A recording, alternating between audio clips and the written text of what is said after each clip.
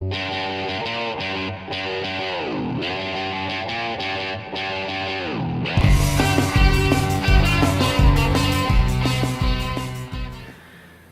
pessoal, mais uma vez estou aqui com o meu amigo professor Moisés Germano e hoje a gente vai fazer um bate-papo a respeito de métodos e sistemas de treinamento físico, né? Mais precisamente treinamento de força. Então eu vou fazer algumas perguntas que o pessoal mandou pra gente através das redes sociais. Se você quiser mandar algumas outras perguntas, fique à vontade, tá? Através do Facebook, Instagram ou mesmo aqui pelo canal. Bom, qual é o melhor método, né? Pensando que nós temos uma variedade hoje enorme de métodos e sistemas de treinamento, qual seria o melhor ou mais indicado pensando em estímulos anabólicos e para sujeitos já mais avançados no treinamento, sujeitos que já treinam há um longo período de tempo e que já estão adaptados teoricamente a diversos estímulos aí. Essa é uma das perguntas que a gente mais ouve, né? Que eu mais ouço aí nas aulas de pós-graduação, na graduação, com os professores, né? E com os praticantes de treinamento de força. Na verdade, mesmo para um sujeito avançado, não existe uma montagem, um sistema de treinamento que seja, ou que nós possamos atribuir como melhor. Existe, eu diria que o melhor sistema de treinamento é aquele que você ainda não fez, mesmo para um sujeito que é considerado avançado. Quais as coisas que nós temos que levar em consideração? Se o sujeito ele é considerado avançado, o que a literatura hoje nos mostra como um sujeito bem treinado e que nós podemos falar que ele é avançado? Um sujeito que o American College, né, nos estabelece que um sujeito bem treinado é aquele que consegue agachar o mais próximo possível de 2 vezes o seu peso corporal, ou realizar no exercício supino reto um peso que seja compatível a 1,5 vezes ao peso corporal, né?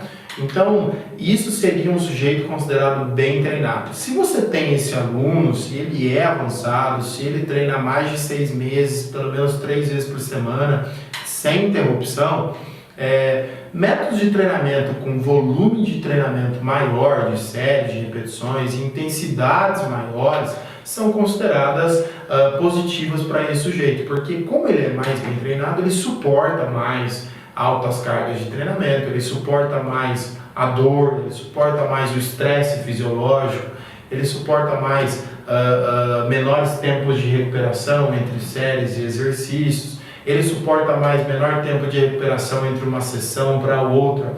Então ele está mais adaptado, familiarizado, e você pode manipular as variáveis do treinamento, como intensidade, volume, pausa, velocidade de execução, de uma forma que torne cada vez mais difícil as sessões de treinamento.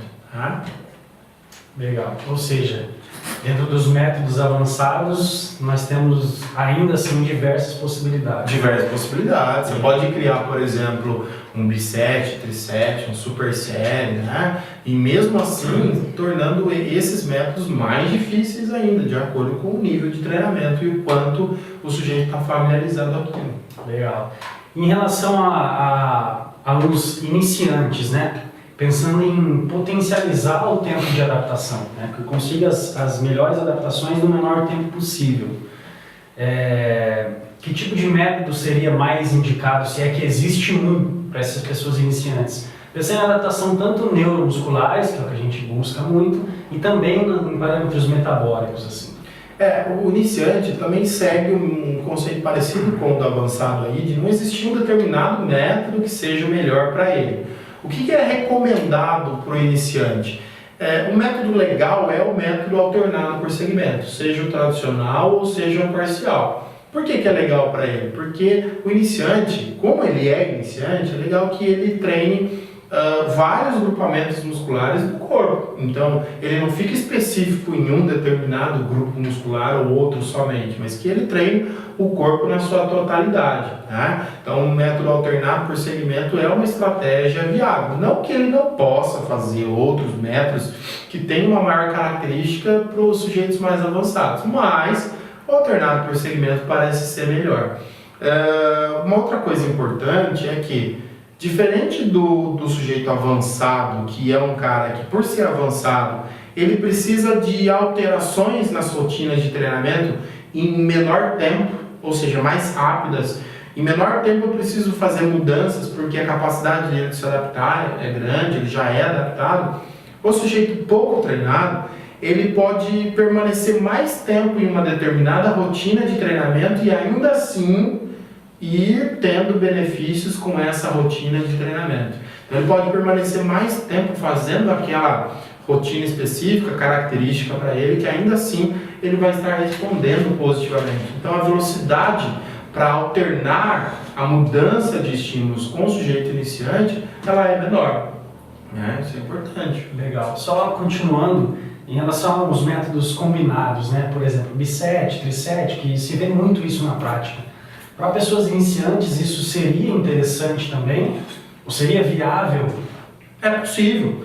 É possível sim que um aluno iniciante realize um bisete, um trisete, não tem problema. O que deve ser levado em consideração é a forma como você manipula.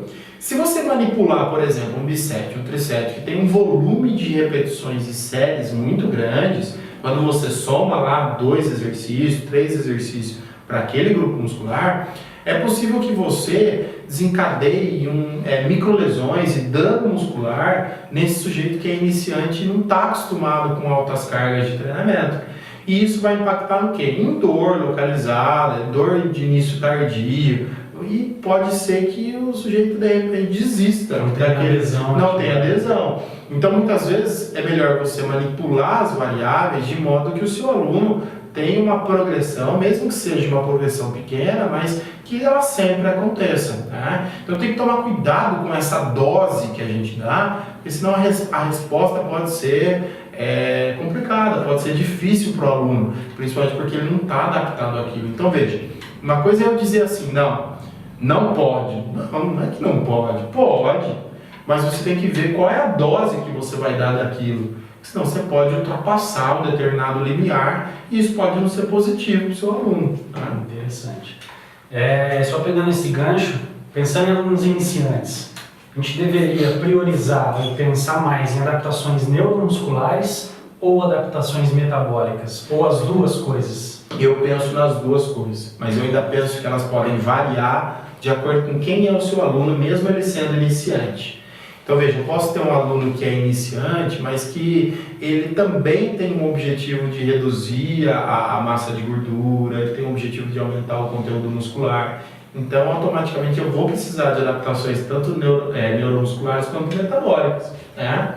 Então tem diferentes alunos que são iniciantes, mas que têm objetivos diferentes e sobretudo necessidades diferentes. Né?